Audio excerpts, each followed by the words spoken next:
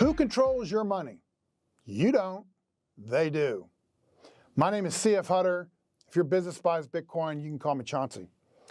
My doctor said I was one walk to the mailbox away from having a heart attack. I'm like, what? I was a chaperone for my daughter's high school trip to Philadelphia, and I was going to go up there on the bus with them and all this stuff. And I was on the phone the night before talking to my, actually it was a nurse, about some heart medicine that I take. And I made this side comment about breathing and something else. And she's like, well, before you get off the phone, let me ask you about this. And she asked me a bunch of questions. And then she said, okay, Chauncey, based on what you just told me, I think you should go have a stress test.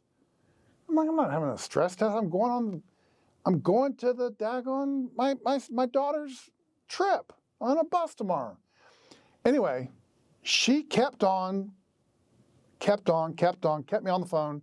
She would not let me hang up. She finally said, talk to the person going, a lot of phone calls. Finally, the guy's like, Chauncey, I don't want you going. We got somebody else. You go do what the doctor's asking you to do. So I went and took a stress test the next day. I failed. I failed miserably. It was terrible. And they wouldn't let me leave the hospital. I had to go stay in, and I smile about it now. It's not a good situation. Okay? I'm in there and I have to go through triple, quadruple, open heart surgery and do a bunch. It's a mess, all right?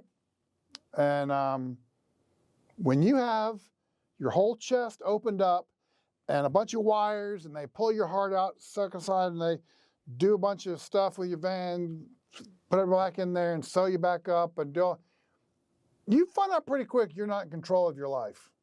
Like, there is something bigger going on here. God's in control of my life. I'm not in control of my life. You think you're in control of your money. You might think you're in control of your money, but you're not. If you own fiat money or regular dollars or regular government-issued money, you might think you're in control of that. There is a central banker that is in control of that money. They are controlling how much value, up, down, whatever, and there are external factors that are happening related to your money that you don't realize. You might think you're powerless. You might think, well, how am I going to make my finances go up? I work so hard, I invest, I'm a good steward, what should I do? Well, there is this little group of people called the Federal Reserve. They are in charge of what I call the biggest Ponzi scheme in the world. And some people hear me say that and go, oh, that's blasphemy. You can't call the Federal Reserve a Ponzi scheme. Yes, I can. What's the definition of a Ponzi scheme? Having some money here and selling somebody else to pay them off, it pays them off and sells somebody else to pay them off. And what do you think printing money is? You got money, in order to pay the debt, you got to print off more money and you got to print on more debt, print more money and devalue it. Oh, it gets worse, you got to print more and go here. That is the definition of a Ponzi scheme. The Federal Reserve is the biggest Ponzi scheme ever.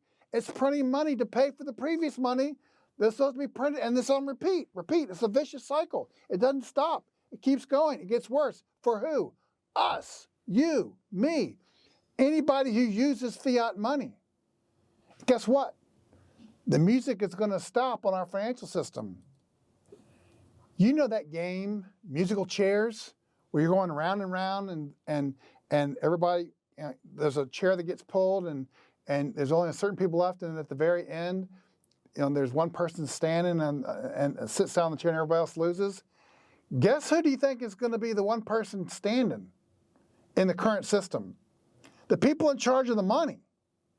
The people that are closest to the money, those 12 people that are the central bank Federal Reserve people that tell everybody how much, what percentage of the money is this and that. That's not right. That's not a good system to be in. How about we do something else? How about we control our own destiny? How about we control our own money? How about we buy something called Bitcoin? How about we buy Bitcoin and self-custody and we become our own bank? Now there's a novel idea. We become our own bank, we have our own money, and we get to control what happens to it. If we choose to save it or spend it or give it to somebody else, we don't have to have permission to tell anybody about anything. You don't need my ID, you don't need anything. It's mine. Okay? It's a vicious cycle that everybody else using the fiat system is on, and we have got to get that fixed before the music stops. Ain't got any more chairs left. I say that whole system is broken. I don't even want to play that game. I want to cross a bridge and get on another game over here. It's called the Bitcoin Standard. All the chairs are getting taken away and the music's stopping over here. There's a bridge. You got to get on this bridge. The bridge is Bitcoin. The Bitcoin Standard is over here. We are doing these videos so you, me, and all of us can get away from these control freaks that have all this power and they affect billions of people.